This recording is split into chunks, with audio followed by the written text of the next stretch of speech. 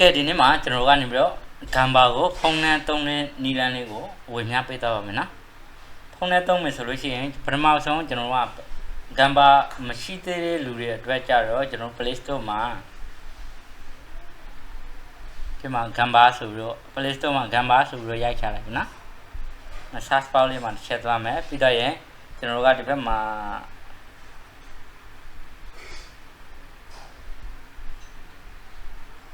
ဂမ်ဘာဆိုပြီးတော့ရိုက်ချလိုက်ပါနော်ဒီထဲမှာကျွန်တော်ကနေပြီးတော့ဒီမှာ update လုပ်ကြရလေးရှိတယ်ကျွန်တော် update လုပ်လိုက်မယ်ဒီနေရာမှာကျွန်တော် install လုပ်မဲ့သူတွေတဲ့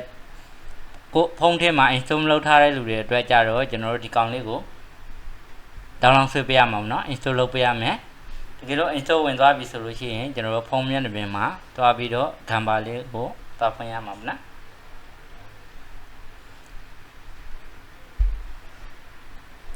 ဒီဂမ်ဘာဆွဲတဲ့အခါကျွန်တော် line နည်းနည်းကောင်းရင်တော့ပို့ပြီးတော့အဆင်ပြေတာပေါ့နော် line ကောင်းဆိုလို့ရှိရင်အကြာကြီးစောင့်နေရတာတော့ဘာလို့ဖြစ်တတ်တယ်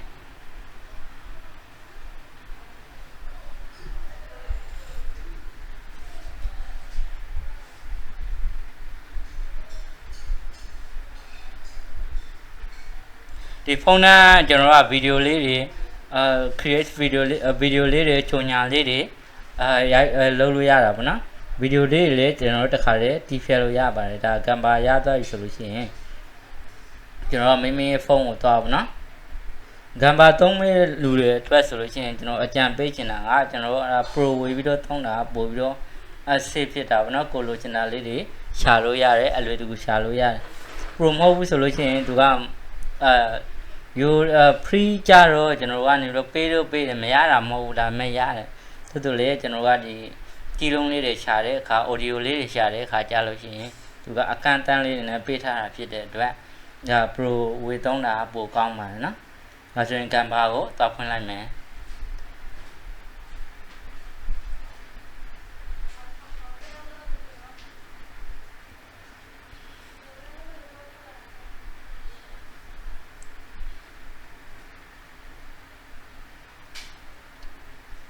โอเคဒီညမှာ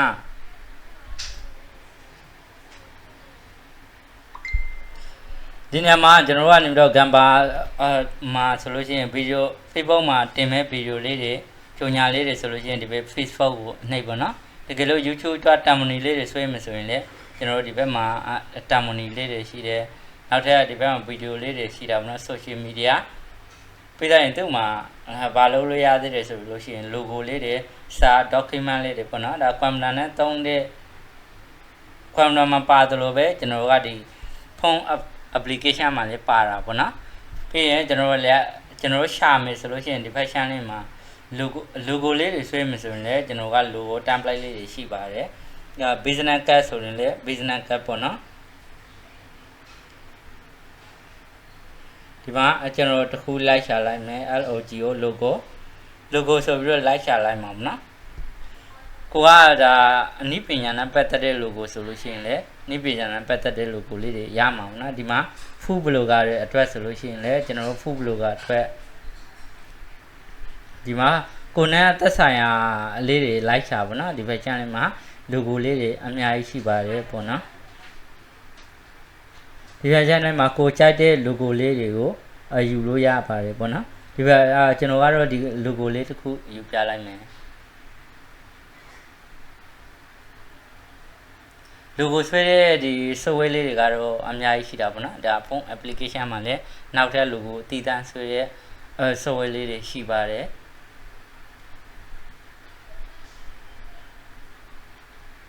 line ကောင်းလို့နည်းနည်းကြာတာပေါ့နော်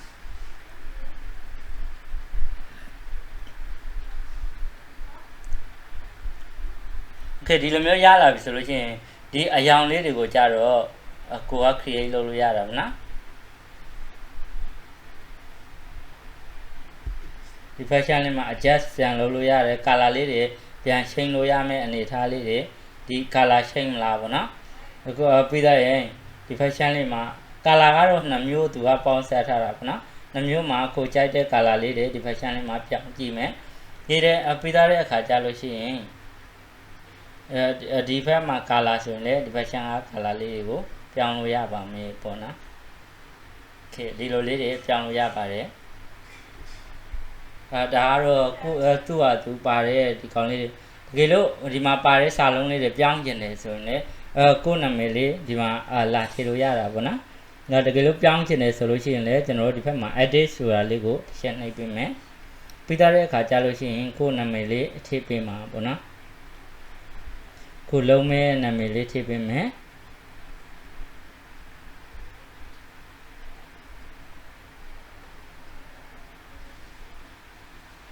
ပြီးသားတဲ့အခါကြာလို့ရှိရင်ဒီကောင်လေးက size အရန်ကြီးနေတယ်ဆိုလို့ရှိရင်လည်းကျွန်တော်တို့ပြန်ပြင်လို့ရပါတယ်ပေါ့နော်ဒါဒီဘက်မှာ font size ဆိုတာရှိတယ်အဲ့ font size လေးကိုအသားလေးဒီဘက်ကချုံသွားမယ်ဆိုလို့ရှိရင်ကျွန်တော်ကဒီကောင်လေးကို font size လေးတွေရွေးထားမယ်ပြီးသားရင်ဘာတွက်လဲဒီဘက်ချမ်းမှလည်းမှာလဲကိုပြင်မယ်ဆိုရင်လည်းကျွန်တော်တို့ update ဒီဘက်မှာ edit ဆိုတာလေးကိုသွားမယ်ပြီးသားရင်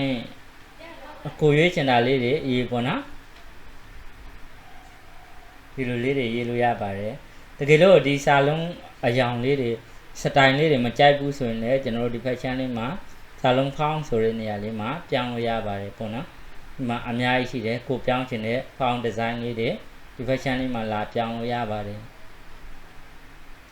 ဒါသူတို့ဆွဲပေးထားတဲ့ logo လေးပေါ့နော်ဒါဒီ fashion မှာလည်းကျွန်တော်တို့ font အလှလေးတွေပြောင်းမယ်ဆိုရင်လည်းကိုအသိတယ်ဆိုရင်လည်းဒီဘက်ချမ်းလေးမှာဖောင်းလေးတွေလိုက်ရှာလို့ရပါတယ်ပေါ့နော်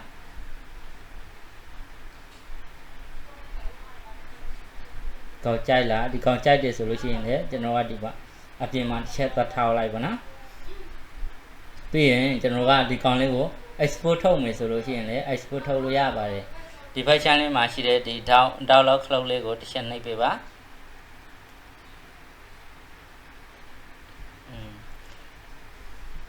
ဒါဆိုရင်သူကဒီမှာဆွေးပေးနေပြီပေါ့နော်ခဏလေးဆိုလို့ရှိရင်ပြီးသွားပါပြီ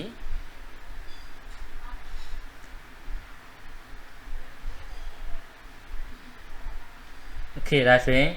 ပြီးသွားပြီပေါ့နော်တခါတည်းသူကနေပြီးတော့သူ့ရဲ့ဒီ platform တွေမှာတခါတည်း share ပြီးတော့လုပ်လို့ရတာပေါ့နော်ဒါကျွန်တော်ကတော့မလုပ်တော့ဘူးနောက်ပြန်ဆုပ်လိုက်တော့မယ်ပြီးတော့ဒီမှာ share design ကိုနှိပ်လိုက်တာနဲ့ကိုကဘယ် platform မှာသွားပြီးတော့ share မှာလေပေါ့နော်